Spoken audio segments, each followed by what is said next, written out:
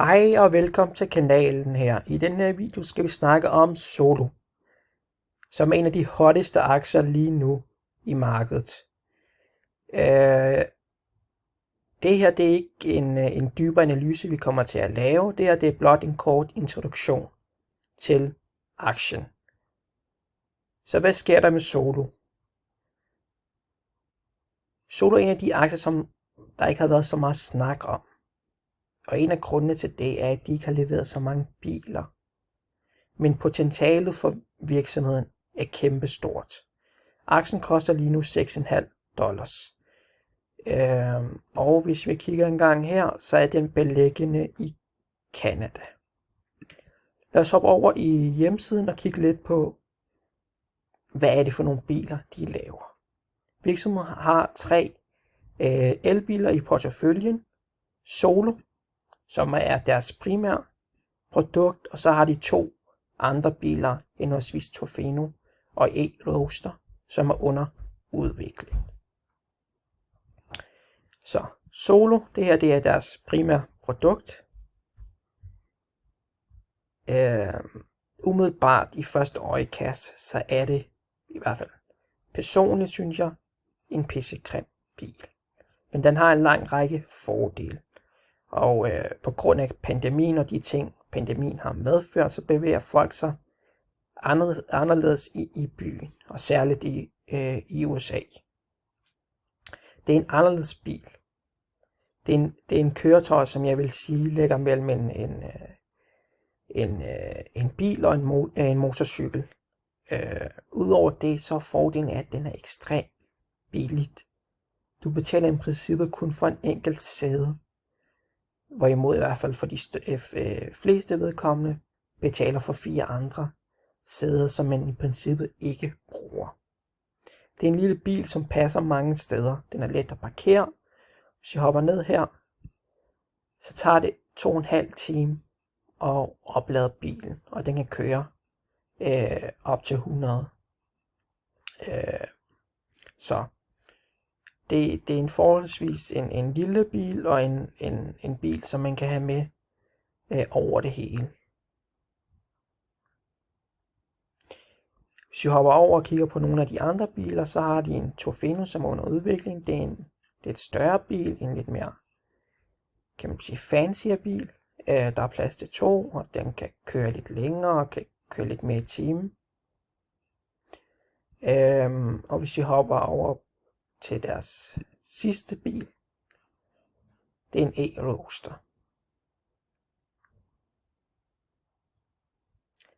Det er sådan en, hvad kan man sige, en old school bil, som man vil kunne finde i en af de gamle James Bond film. Faktisk en meget interessant bil, som jeg er sikker på vil have en stor målgruppe. Men det er ikke det hele. De har også en leveringsbil på vej. Og for mange virksomhedsvedkommende, så bruger man motorcykler til at levere. Og det er for eksempel mad og andre små ting. Men de her, de er meget mere sikre end en motorcykel. Og de er også mere miljøvenlige end en motorcykel. Så det er også en meget interessant ting. Det er en meget, hvad kan man sige, en kreativ virksomhed, som vi har med at gøre, en meget innovativ. Måske ikke i så høj grad som Tesla, men derovre af, synes jeg. Lad os prøve at dykke lidt ned på de tal. De har lige haft 3. kvartals regnskab, og som de skriver her, så har de produceret 6 biler. Kun. Men de er i gang med at åbne nye steder i hele Amerika. 2 i Syd-California, og Arizona, og en i Portland. Og så kommer de til at åbne også nogle flere hen ad vejen. Undskyld. De har allerede 4, og så kommer de til at åbne 6 stykker. Yderligere, ikke? Ja. Så jeg vil forvente, at de kommer til at sælge meget mere. At de kommer til at øge salget gevaldigt. Lad os hoppe ind og kigge lidt på aktien. Som sagt, så har den været op på 30, den har været op på, omkring 60% her i fredags, og endte med 30%. Og hvis vi kigger i årets forløb, så vi lige åbner den op i gang her, så har den haft en peak tilbage i juli måned. Og så faldt den nedad. Man kan sige, at hvis vi lige åbner nogle indikatorer engang her, bare lige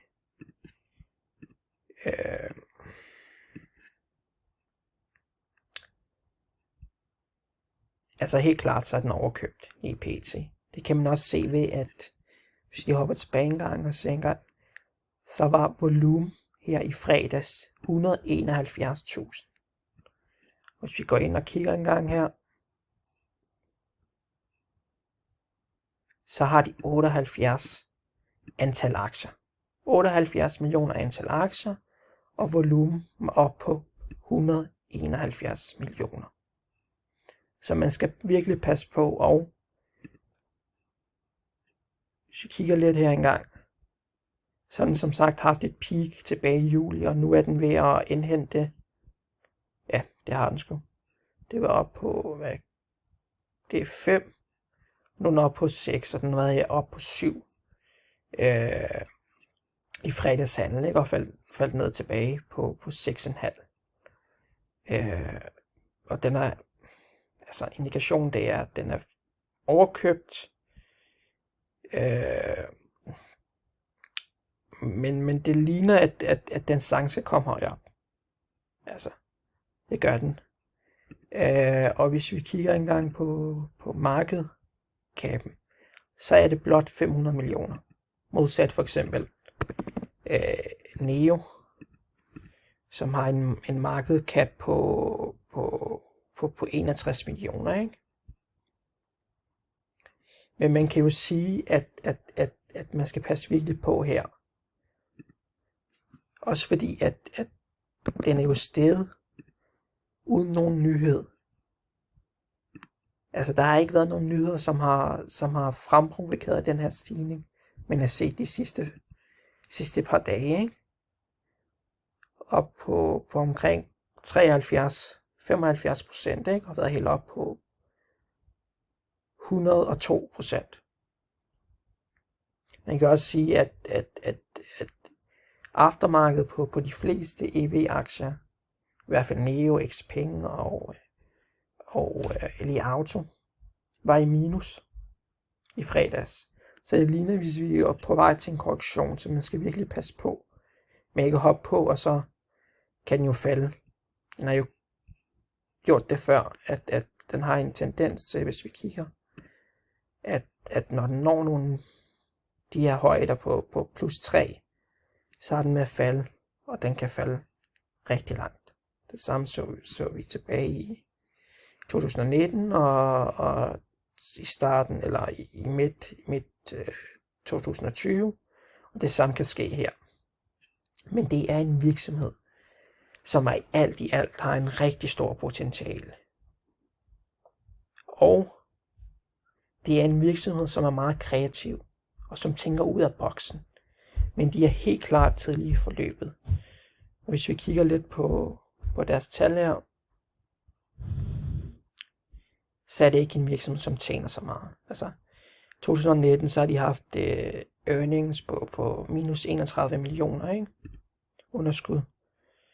Og nu har de været ude med regnskab her. Og omsætning er ligesom steget fra de forrige 2 kvartaler. Men man kan jo sige, at underskuddet også er steget. Så det er en forholdsvis meget. Og de har jo også kun leveret 6 biler i det her kvartal. Eller i hvert fald produceret 6 biler. Der står ikke rigtigt, om de har fået leveret dem. Ja,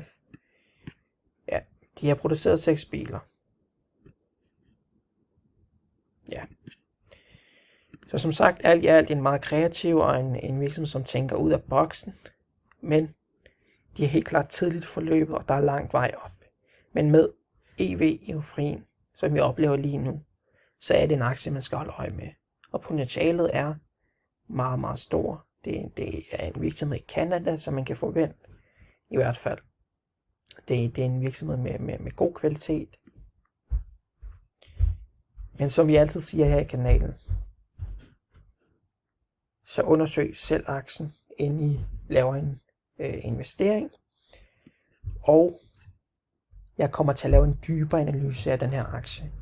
Og det samme med Neo, vi kigger på regnskabet, som kommer her på onsdag. Og jeg vil også dykke ned på Xpeng og lige Auto på en meget mere detaljeret niveau.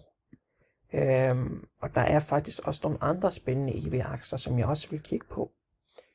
Herudover vil jeg også kigge på Kongsberg Automotiv, som også er en meget interessant virksomhed, som oplever lige nu en stigning, ikke? Men jeg vil kigge på den, og der har også lige været regnskab, den vil jeg også analysere. Og så kommer der nogle nye videoer her om ikke så længe.